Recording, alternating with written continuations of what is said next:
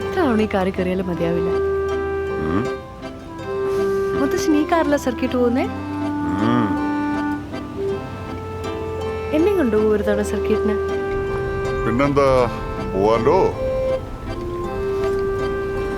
നമുക്ക് ഇവനെയും കൊണ്ടുപോവാം.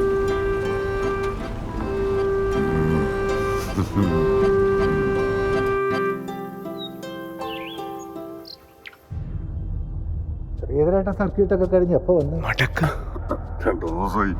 ഓള് പറയും വന്നാ പിന്നെ കാറ് കയറി ചുറ്റി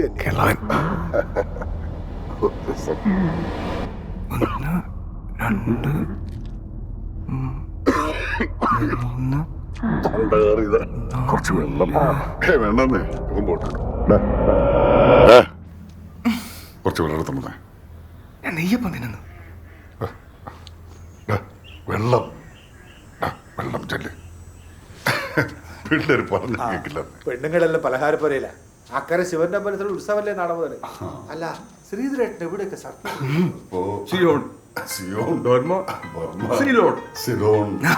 പിന്നെ പേർഷ്യ.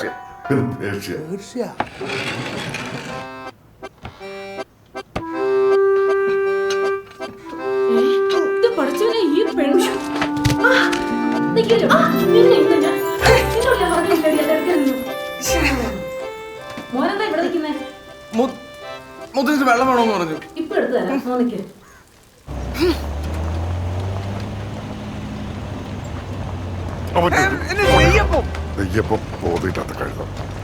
നിനക്ക് എന്ത് കോണാത്തിന് കൊള്ളാടാ. ഇതിനൊക്കെ വളം വെച്ച് തന്നെ എന്നെ വേണം തന്നെ. ഇവിടെ അക്കരാണെങ്കിൽ ഇതൊക്കെ വലിയ പ്രശ്നമാണ്. ഒരു ഇന്ത്യച്ചക്കൻ ഒരു മുസ്ലിം പെണ്ണിന്റെ പുറകെ നടക്കാന്ന് പറഞ്ഞ തുടങ്ങി അക്കരം എന്ത് പറഞ്ഞാലും ഒരു അക്കരം. ഇവിടെ ഉള്ളത് മനുഷ്യന്മാരല്ലേ. ജബ്ബാറിന് വിടരുത്. ചേടാ, കഴിഞ്ഞ പ്രാവശ്യം വന്നപ്പോഴും അവനെ കണ്ടതാ. ഒരു ഉള്ള ചായ തന്നു.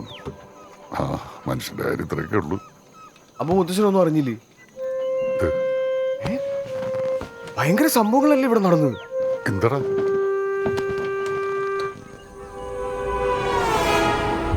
മുത്തശ്ശൻ സർക്കിട്ട് പോയി ഒരാഴ്ച കഴിഞ്ഞിട്ടുണ്ടാവും. ഒരു ദിവസം ജബ്ബാർ കടയിൽ ചായ അടിച്ചുകൊണ്ടിരിക്കുകയായിരുന്നു. എന്താ സംഭവിച്ചെന്ന് ആർക്കും അറിയില്ല. എന്തോ കണ്ടു പേടിച്ച് ജബ്ബാർ എങ്ങോട്ടോ ഇറങ്ങി ഓടി. നാട്ടുകാർ നാട് മുഴുവൻ തപ്പി. അവസാനം നമ്മുടെ ജോസിന്റെ അമ്മൂമ്മ പുഴക്കരയിൽ തുണി അലക്കിക്കൊണ്ടിരിക്കുമ്പോഴാണ് ജബ്ബാർ എവിടെന്നോ 4 കാലം പറിച്ചോണ്ട് ഓടി വന്ന് പുഴയിലേക്ക് ചാടുന്ന കണ്ടത്. ബോധം തെളിയാൻ 3-4 മണിക്കൂർ എടുത്തു. എന്തേലും കണ്ട് പേടിച്ചതാവും എന്നാ എല്ലാരും കരുതിയത്. പക്ഷെ സംഭവം അതല്ലായിരുന്നു. ജിന്ന് കയറിയതാ. ആദ്യകാരം വിശ്വസിച്ചില്ല. നമ്മുടെ വൈദ്യര് പറയുന്നവരെ അങ്ങേര് ഒരു ഞവരക്കിഴിയും കഴിഞ്ഞ് പുഴക്കര വഴി വരുമ്പോഴാ ജബ്ബാറിന്റെ മുന്നിൽ കരിമ്പനയുടെ വലിപ്പത്തിൽ ഒരു ജിന്ന്. നോക്കി നിൽക്കുമ്പോഴല്ലേ ജിന്ന് കടുകു മണിയോളം ചെറുതായി ജബ്ബാറിന്റെ വായിലോട്ട് അങ്ങോട്ട് കേറിപ്പോയത്. അപ്പൊ കേറി ജിന്നാണെ പിന്നെ ഇറങ്ങി പോയിട്ടുമില്ല. അത് മാത്രമല്ല അങ്ങേർക്ക് ഇപ്പൊ മരിച്ചവരെ കാണാൻ പറ്റും, അവരോട് സംസാരിക്കാനും പറ്റും.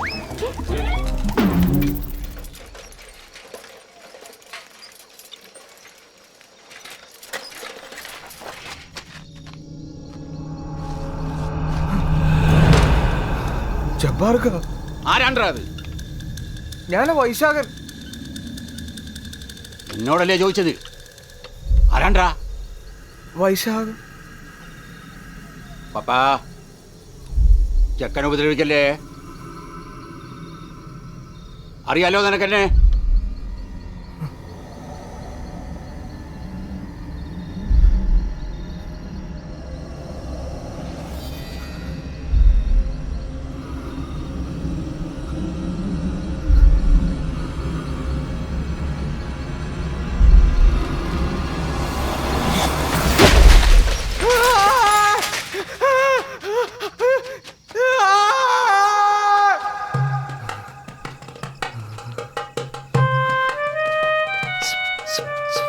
സംഭാരം.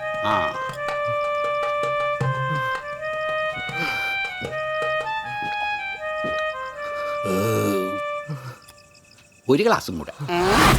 എനിക്കല്ല, ജെന്നിനാ.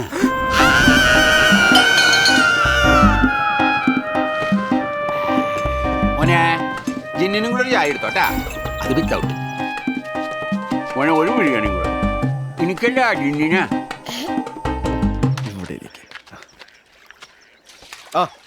എന്താ ജബ്ബാർക്ക് കുളിയെ കഴിഞ്ഞോ? എന്റെ വിളി കഴിഞ്ഞ് ഇനി ജിന്നിനെ വിളിക്കണം.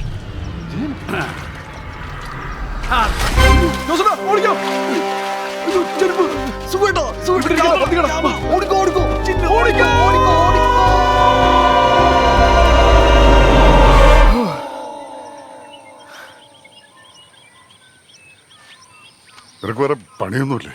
പിന്നെ കോഴി ബിരിയാണിയും തൊട്ട് എണ്ണ വെച്ച് കുളിക്കുന്ന ജിന്നെ. ദാ, ജബ്ബാർ കള്ളം പറയുന്നാടാ. ജബ്ബാർ കള്ളം പറയും, പക്ഷെ ജിന്ന് പറയൂല. അത് ഞങ്ങക്ക് അറിയാൻ ജബ്ബാറെ. പിന്നെ എന്താ ഈ വഴിക്ക്? അല്ല, അത് നിനക്ക് ഈ വശീകരണത്തിന്റെ പരിപാടിയുണ്ട? ഈ അല്ല, നിനക്കല്ല, ജിന്നിന്. അല്ല, ആരെയാ ഈ പ്രായത്തില് ശ്രീധരേട്ടന് വശീകരിക്കേണ്ടത്? ആരെയാ? അത് അക്കരെയുള്ള ഒരാളാ. കൊച്ചുമോൻ വളർന്ന് തോളപ്പോയി.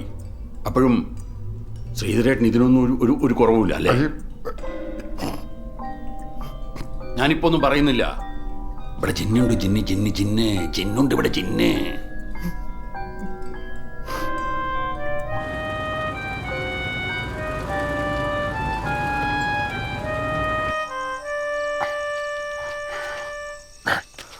ജബ്ബാർ പറഞ്ഞ ഓർമ്മയുണ്ടല്ലോ. അശ്വരോട് പിടിച്ച് അവിടെ കിടക്കുന്നതിന്റെ തലക്ക് മൂടത്തിന് കിട്ടി നോക്കണം. അപ്പൊ മുത്തച്ഛൻ വരുന്നില്ലേ? അതേടാ, നിന്റെ കല്യാണാലോചനക്ക് പോകല്ലേ, ചെല്ല്. മുത്തച്ഛ, നമുക്ക് നാളെ വെട്ടമുള്ളപ്പോ ഒന്ന് കയറിയാ പോരെ? എടാ കഴുത, എന്നാ ചെണ്ടയും കൂട്ടി നാട്ടുകാരൻ വെച്ചിട്ട് വരാം. നീ കേറ്.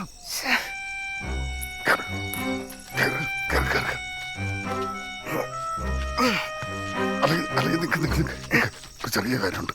ഇടവാ, ഒരു ധൈര്യത്തിന് വേണ്ടിട്ട് എവിടെ വെച്ചത്? നീ വാ പിടിച്ചേ. കുറച്ചുകൂടി അല്ലേ? കുറച്ചുകൂടി ധൈര്യം കിട്ടുന്നുണ്ട്.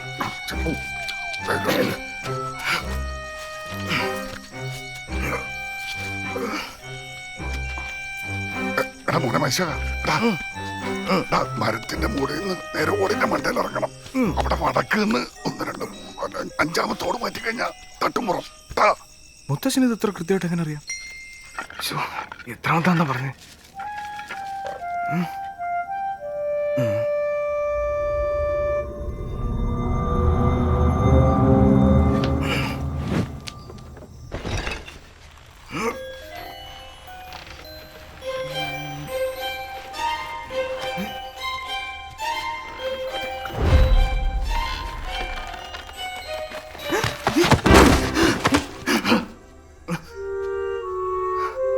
വൈശാഖ, ശോ, ഇതെന്താ ഇവിടെ?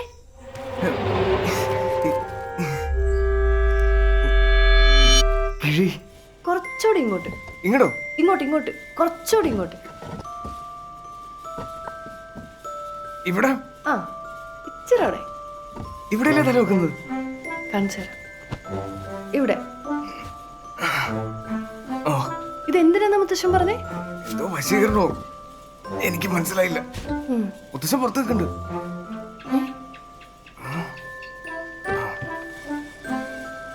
ഇത് അടുക്കളയിൽ എന്ത് ചെയ്യുന്നു?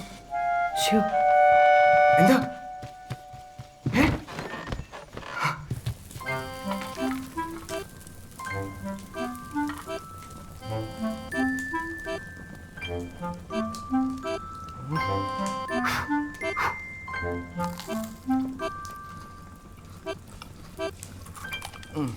കൊള്ളാം ശരിക്കും.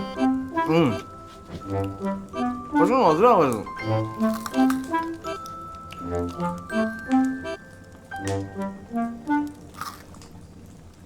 നിനക്ക് മരത്തെ കയറിയോ?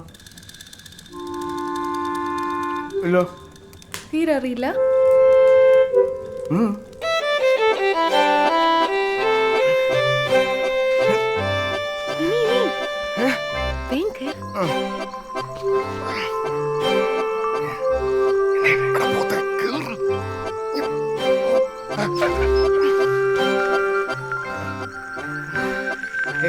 ഇതിലേത് മാങ്ങയുണ്ട്?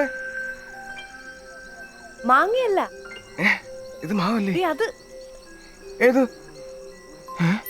ഇതോ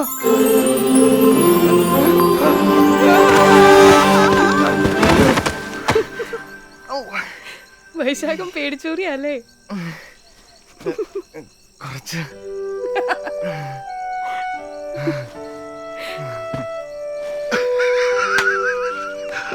അവൻ എന്റെ ചോരടാ.